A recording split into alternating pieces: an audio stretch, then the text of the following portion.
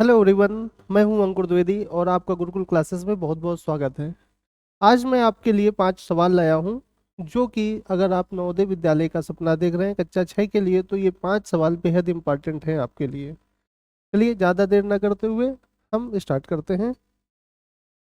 पहला सवाल, एक कक्षा में 5 बच्चों के अंक इस प्रकार है: 24, 26, 28, 30 और एक्स। यदि इनका औसत 28 है तो एक्स का मान बताना है आपको, ठीक है। तो आप यहाँ पे ध्यान दीजिए, 24, 26, 28, 30 और एक्स। अब अगर आप ध्यान से देखिए तो औसत का मतलब क्या होता है? औसत का मतलब होता है बीच वाली संख्या, ठीक है। यहाँ पर आप देखिए, तो सॉरी, यहाँ पे हमको 26 लिखना था, 24 लिख गया है। यहाँ पे हम 26 लिखेंगे। अब अगर ध्यान से देखिए तो यहाँ पर क्या है, +2 हो रहा है। हर एक उसमें बराबर का अंतर है।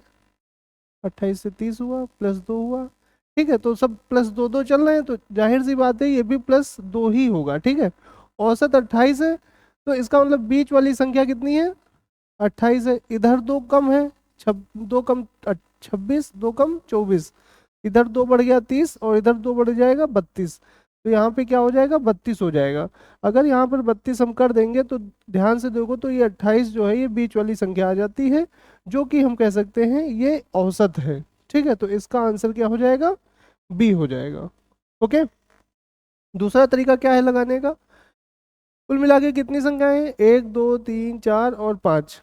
28 को हम 5 से गुणा करेंगे, पांचों संख्याओं का योग कितना आ जाएगा? 140।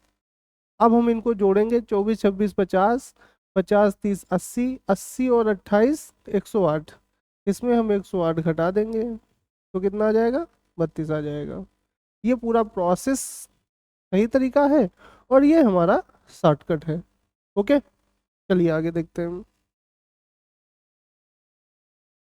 सबसे छोटी 5 अंकों की संख्या और सबसे बड़ी 4 अंकों की संख्या का योग। 5 अंकों की सबसे छोटी संख्या कौन सी होगी? 10,000, ठीक है। एक के आगे 4 जीरो।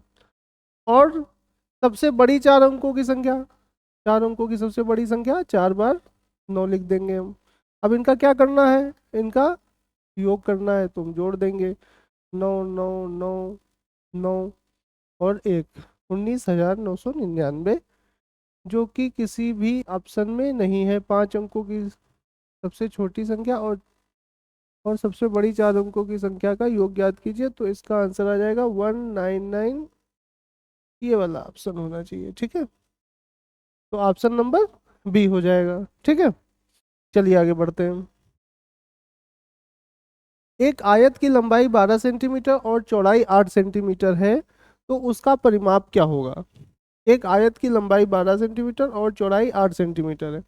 पहले तो हम आयत बना लेंगे, ठीक है। फार्मूला रटने की कोई ज़रूरत नहीं है। 12 सेंटीमीटर लंबाई, यहाँ 12 सेंटीमीटर लेंगे। ये आयत है, इसकी लंबाई अलग होगी, लंबाई लंबी वाली होती है, चौड़ाई छोटी वाली होती है। चौड़ाई हो जाएगी 8 सेंटीमीटर, ठीक है। इसका हमें परिमाप बताना है, तो जाहिर सी बात है, हमने आयत में पढ़ा हुआ है कि जितना ऊपर वाली लंबाई होगी उतना ही नीचे वाली होगी, ठीक है, और इतना ही साइड वाली होगी। आप लोग अपने खेतों में जरूर गए होंगे, वहाँ पे आप इस तरह की आकृति देखते होंगे। जो आपका खेत होगा वो आयताकार ही जनरली खेत होता है। उसकी लंबाई कुछ होती है, चौड़ाई कुछ होती है, अलग अलग लंबाई चौड़ाई होती है। हम क्या करेंगे, इसको जोड़ लेंगे। मान लो हम यहाँ से चलते हैं इस जगह से, ठीक है, कलर बदल लेते हैं, इसको रेड कर लेते हैं। मान लो हम यहाँ से चलते हैं, यहाँ गए, 12 चले, फिर 8 चले, 12 8 20, 20 12 32, 32 8 40। तो परिमाप कितना हो जाएगा? 40 सेंटीमीटर हो जाएगा। Okay, clear. Option number B. इसको हम ऐसे भी, परिमाप की क्यों आवश्यकता पड़ती है? परिमाप की आवश्यकता पड़ती है, जैसे खेत में हमें चारों तरफ जानवरों से बचने के लिए तार लगाने हो, तब हम परिमाप निकालते हैं।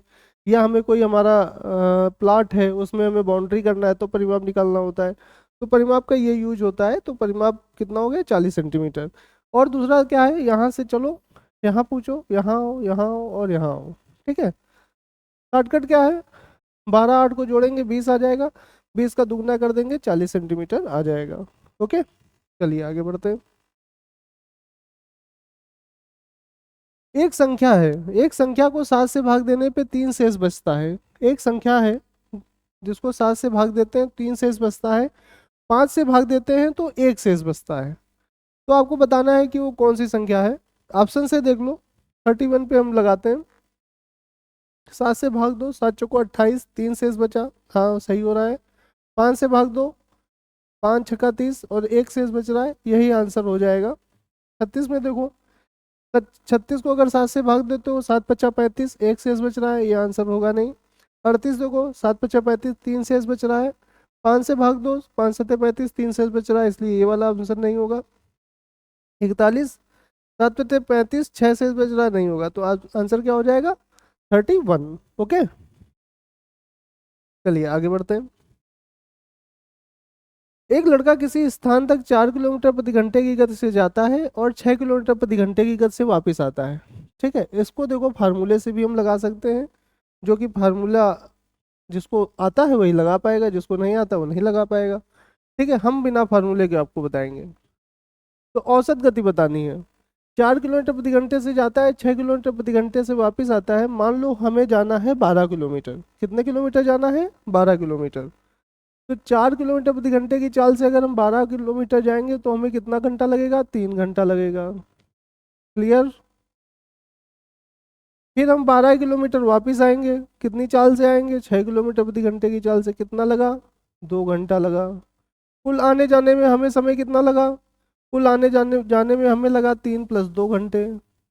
कितना लगा? 5 घंटे। क्लियर?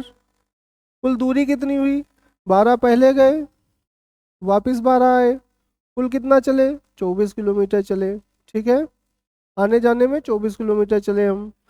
अब हम क्या करेंगे? कुल दूरी को हम 5 से भाग दे देंगे, तो आ जाएगा 4.8 किलोमीटर प्रति घंटा। तो ऑप्शन नंबर बी सही हो जाएगा। आपको समझ में आया? इस सवाल को कतई भी फार्मूले से नहीं लगाना है। इस सवाल को हम ऐसी संख्या मानेंगे कि 4 से भी कट जाए, 6 से भी कट जाए।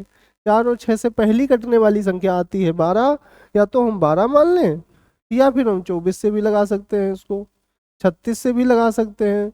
ऐसी संख्या मानना है जो 4 और 12 से कट जाए, 4 और 6 से कट जाए। ठीक है, 12 से नहीं, 4 और 6 से कट जाए। ठीक है, तो इस तरह ये हमारे थे। कुल मिला के ये 5 सवाल थे, और ये पांचों सवाल बहुत ही अच्छे सवाल थे।